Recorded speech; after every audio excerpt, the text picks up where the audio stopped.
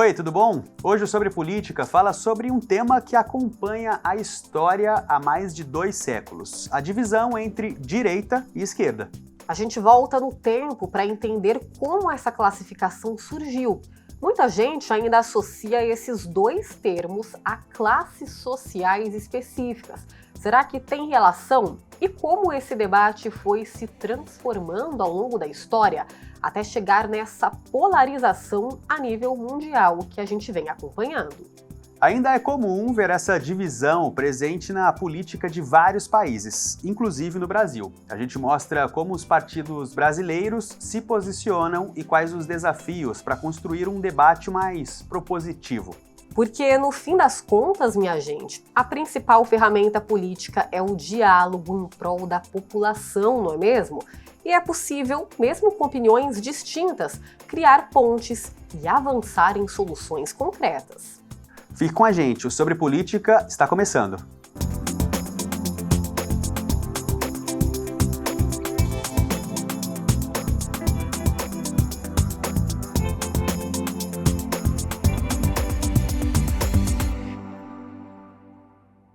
A gente começa o Sobre Política com um questionamento bem simples. Direita e esquerda são termos que moldam o debate político há mais de 200 anos. Mas o que eles significam de fato? E será que ainda fazem sentido nos dias de hoje?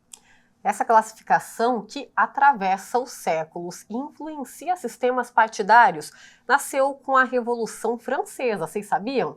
Por isso, a gente começa o programa de hoje voltando no tempo, na origem dessa divisão de pensamentos, para entender por que ela é tão marcante na história política.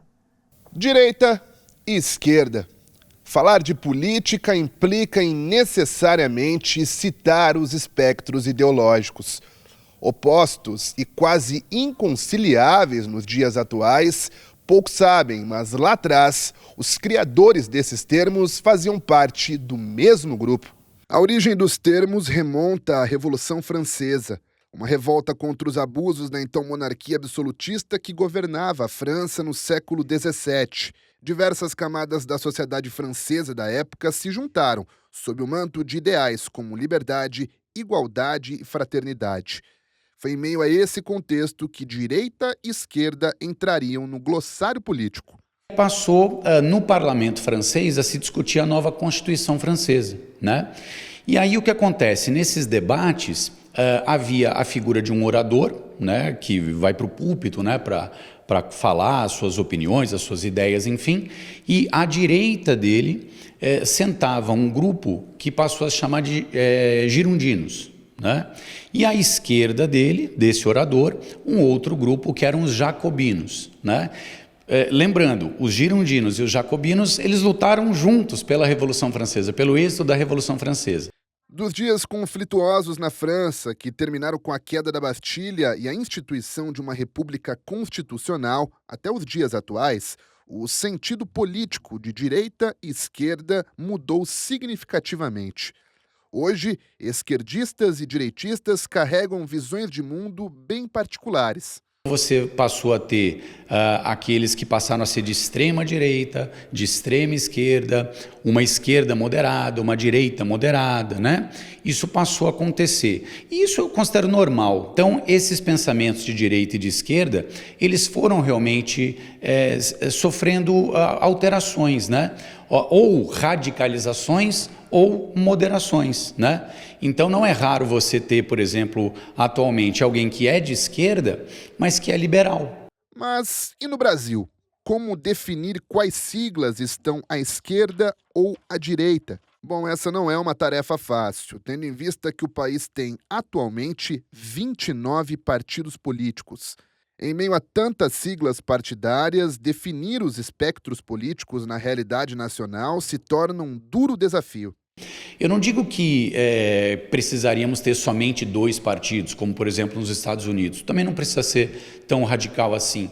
Mas se a gente conseguisse de fato reduzir o número de partidos políticos, de modo que a população conseguisse enxergar melhor, né, quais os pensamentos, o que difere o partido A do B, do C e do D, eu entendo que a população ficaria mais instruída, melhor instruída, sobre o que de fato deseja a esquerda, o que de fato prega a direita.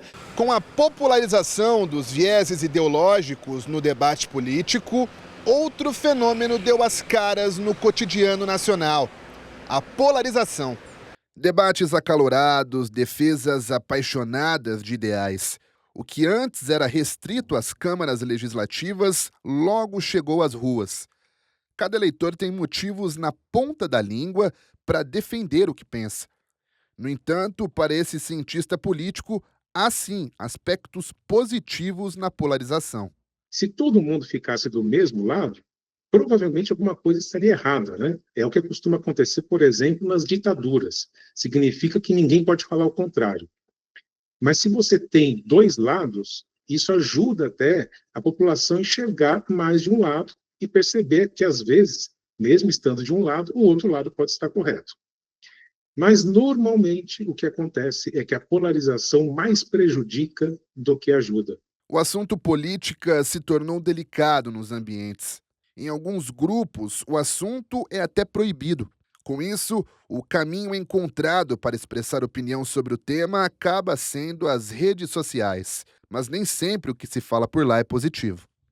As redes sociais funcionam de um jeito que aqueles temas, aqueles comentários, aqueles posts que dão mais polêmica, que geram mais discussão, são mais divulgados, são mais vistos. É o tal do engajamento, né? E as redes sociais querem isso, que as pessoas fiquem ali mais tempo possível, que escrevam, que usem as suas redes. Só que os temas polêmicos são justamente aqueles que fazem as pessoas perderem mais tempo nas redes sociais. Porque você quer dar sua opinião, você quer mostrar que a pessoa está errada, ou mostrar, confirmar, né? Mostrar que realmente ela está certa e você apoia.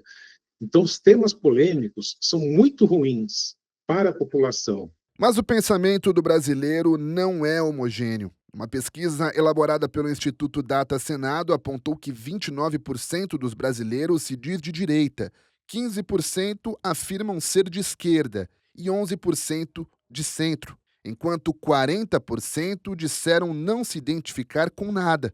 No fim, para esse cientista político, a depender do tema, a maioria da população tem afinidade por pautas reivindicadas pelos 2 lados. Esses posicionamentos em relação a políticas públicas e valores, eles coexistem nas mesmas pessoas.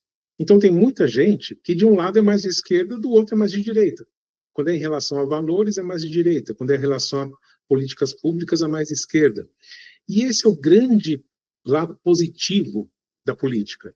A política é justamente moderar esses interesses, os lados diferentes de cada interesse de cada cidadão, e tentar chegar num termo bom ali, um meio termo, né? Não precisa ser radical de um lado nem radical do outro. Dani, é interessante, né, que uma curiosidade a respeito desse assunto é que junto com o surgimento desses espectros políticos, o iluminismo francês, tem até na época o surgimento, né, o fortalecimento da nossa profissão de jornalista, né? Tudo mais ou menos acontecendo ao mesmo tempo. Sem dúvida, é muito legal essa cronologia, né, essa linha do tempo que o pessoal preparou. E para a gente ter uma ideia, né, muitas pessoas não sabem, voltamos um pouquinho para as aulas de história, né? Muito importante a gente recordar esse momento e o quão ele reflete, né? A gente vê os resquícios disso tudo até nos dias de hoje, né, Maivin? Claro, com as adaptações, mas a gente consegue ver até nos dias atuais. É o conceito presente em constante mudança, né? Sem dúvida. A gente ainda vai falar bastante a respeito disso, mas chegou a hora do primeiro intervalo aqui no Sobre Política. A gente já volta.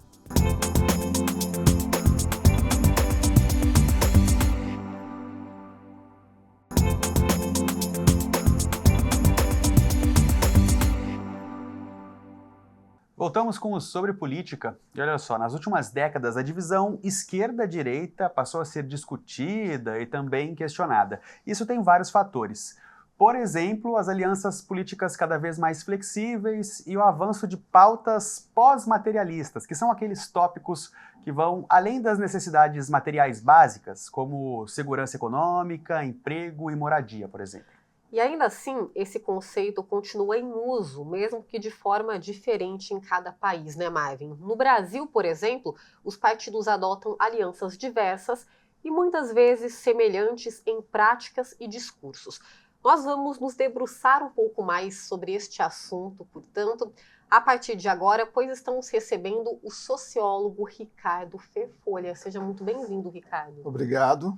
E é um tema que acredito que esteja não só na pauta do nosso cotidiano, nos mais variados grupos sociais, mas ele ganha uma demanda significativa dentro desse contexto que nós estamos vivendo hoje, né, de polarização da ideia, né, de que algumas pessoas têm a respeito de alguns grupos se dizerem de esquerda e outros dizerem de direita, e eu qualificar essas pessoas como boas ou ruins dentro desse quadro. Exatamente. E muitas pessoas nem sabem de fato o que é essa divisão, o que a gente pode caracterizar como direita e esquerda. E a minha pergunta é justamente sobre essa.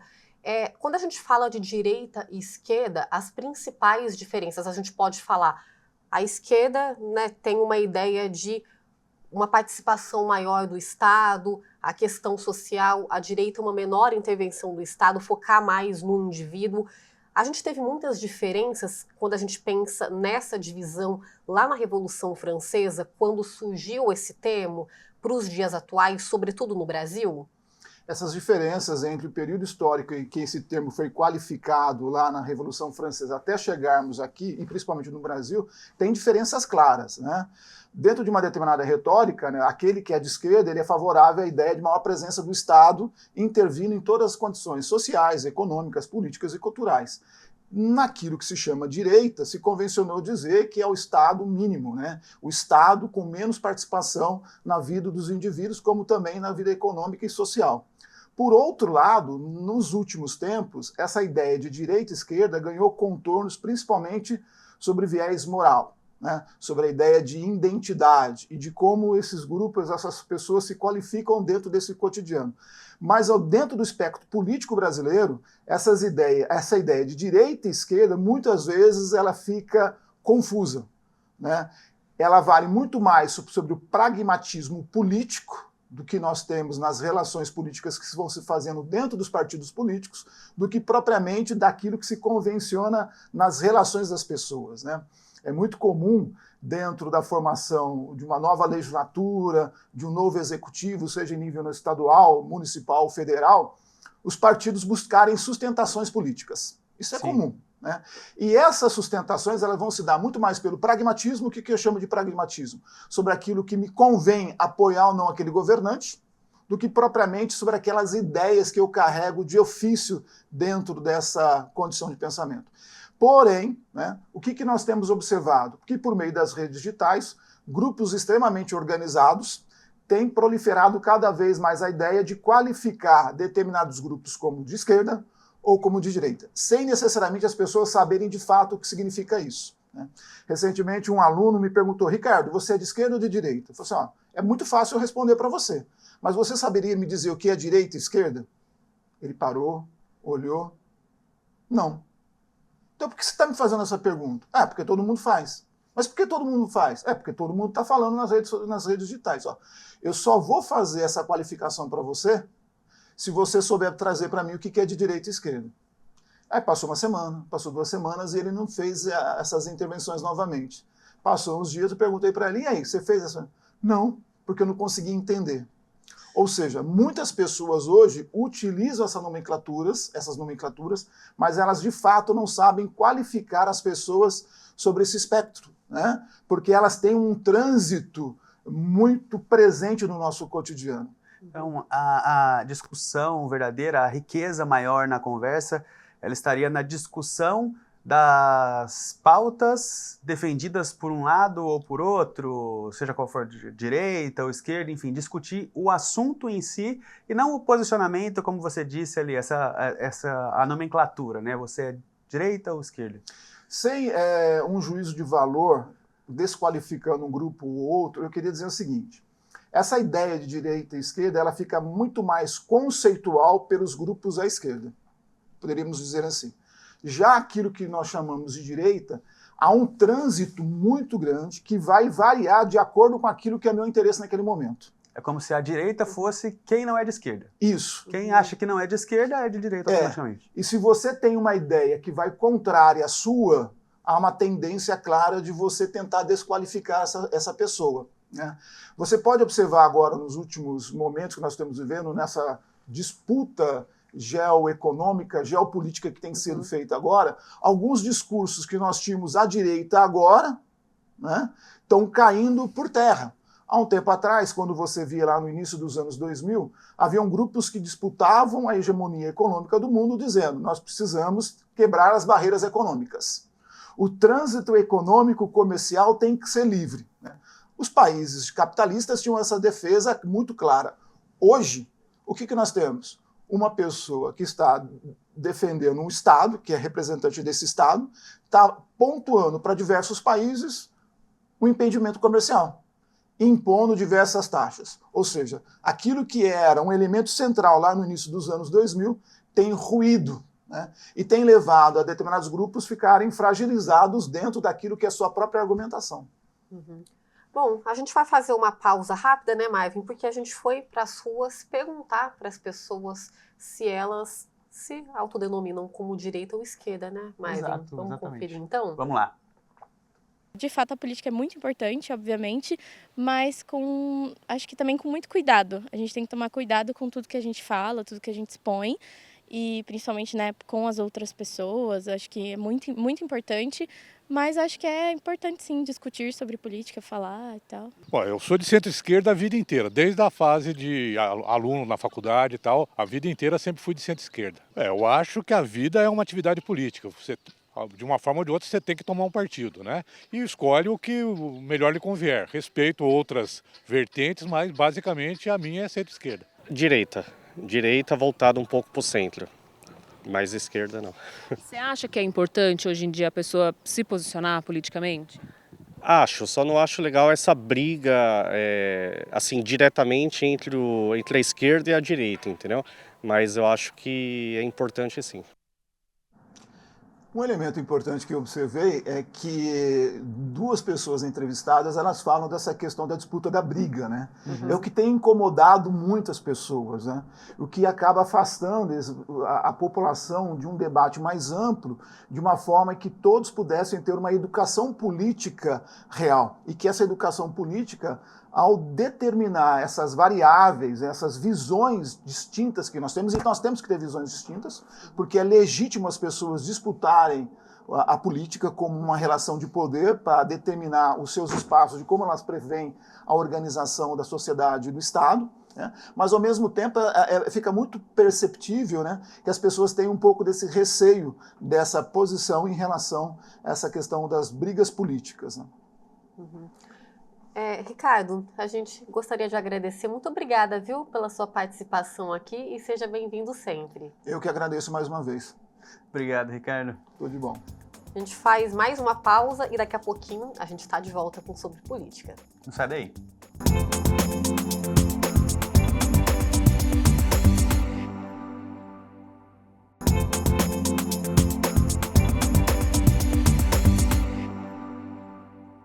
Voltamos com o Sobre Política, e se o debate político muitas vezes divide, ele também pode ser um caminho para construir. Mesmo com ideias diferentes, é possível criar pontes e chegar a soluções concretas. No dia a dia do poder público, especialmente no poder legislativo, o desafio é transformar as divergências de opinião em diálogo. Assim, propostas podem sair do papel em benefício da população, sem que o posicionamento político seja uma barreira. O artigo 1º da Constituição Federal define que o Brasil é um Estado democrático de direito, sendo um lugar onde o debate entre ideias diferentes é essencial para a construção de uma sociedade democrática. A apresentação de pontos de vista ajuda na tomada de decisões e é essencial no ambiente político.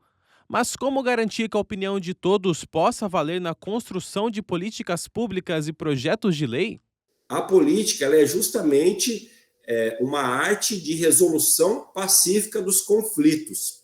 existem visões antagônicas de mundo, de sociedade, direita, esquerda e centro, e essa divergência ela vai ser dirimida e resolvida pacificamente através da política, processo de negociação e diálogo entre os diferentes atores políticos. O diálogo, a discussão, ela é fundamental na atividade política e ela precisa existir, sob pena de travar as políticas públicas, a elaboração e execução de políticas públicas. E nesse espaço de discussão, não estou só falando entre os mandatários, entre os dirigentes partidários e aqueles que têm mandato, mas nós precisamos incluir nessa discussão, nesse processo de negociação, os munícipes. E esse debate faz parte da rotina dos vereadores na Câmara Municipal. Na hora de elaborar os projetos, é preciso pensar na articulação com os parlamentares. Durante o processo de votação, o vereador, autor da proposta, ainda tem o direito de defender a matéria em plenário. Esse espaço de discussão é fundamental para fazer com que os outros parlamentares reconheçam a importância de aprovar o projeto, seja da base ou oposição. Hoje nós vivemos não só o Brasil, mas você vê no mundo essa polarização política muito forte. Alguns acabam exagerando nessa polarização, mas eu acredito que cada vez mais vai se mostrando que esse caminho de consenso, esse caminho de respeito, esse caminho de você exercer esse diálogo é o que vai ficar. E as coisas boas vão surgir disso aí. E o vereador Carlos Abranches sabe muito bem como essa articulação é necessária. Foi a partir de conversas e debates com outros parlamentares que ele conseguiu apoio para apresentar um projeto sobre alienação parental. Eu fiz essa proposta. Mas aí, na conversa, foi necessário haver alguns ajustes para que o projeto seguisse adiante. Esses ajustes que eu tive que fazer, olha aí a negociação, olha aí o debate. Eu tive que fazer uns ajustes para se adequar às possibilidades da cidade contemplar a ideia, porque é nobre, vai beneficiar a vida de todo mundo, né? Então, em vez de eu propor, eu autorizei a prefeitura a realizar, ou seja, a mudança de uma palavra muda todo um contexto. Isso é que eu chamo de negociação. É isso que eu chamo de debate. A ideia veio à tona, foi contemplada, então hoje e foi aprovada por unanimidade. E quem pensa que o debate político fica restrito à Câmara Municipal se engana. Dentro de movimentos como o Conselho Municipal da Juventude, a pluralidade de ideias é o que faz com que novas alternativas sejam pensadas. O Alisson, que não se interessava muito por política, até se acostumou com esses debates. Hoje entende que só há consenso entre ideias a partir da conversa e da oportunidade de ouvir a opinião dos envolvidos. Isso sem deixar de se posicionar e defender aquilo que acredita. A juventude precisa se posicionar. E até há uma frase que mexe comigo, porque quando você não se posiciona, alguém vai se posicionar por você. E talvez seja algo que você não queria fazer ou que você não acredita, mas por fato de você ter omitido ou ficado calado, você vai ter que abaixar a cabeça e aderir. Dentro das discussões do Conselho, também são debatidos os impactos de projetos importantes para a cidade e a cobrança por melhorias. Para o Matheus, que integra o Conselho Estadual da Juventude, em situações como essas, é preciso deixar as ideologias de lado e pensar em alternativas que favoreçam a todos. E isso é natural da política, você não vai ganhar sempre, não vai perder sempre. O tal do toma lá da cá que acaba muitas vezes atrapalhando mais do que ajudando. Então eu digo assim, eu dou o meu braço a torcer, não necessariamente seja algo ruim, mas eu dar o braço a torcer para passar um projeto que é importante para nós, cara, isso não tenho problema, não vejo de forma estou deixando de lado minhas pautas, minha ideologia, não, muito pelo contrário. E o Alisson destaca que, se a ideia é boa, é importante dar espaço para que a decisão seja tomada em conjunto. O propósito que nos une é maior do que qualquer diferença que nos separe. Independente do seu partido político, independente da sua raça, cultura, religião, eu acredito que o nosso propósito tem que ser pessoas, tem que ser visar um bem maior e um comunitário. E enquanto a gente perde tempo olhando para se um projeto é bom, eu não vou aprovar porque não foi do meu partido. Se um projeto é bom, eu não vou aprovar por conta que não foi eu que propus. Eu acredito que a gente vai limitar e retroceder. A gente vai atrasar aquilo que poderia prosseguir.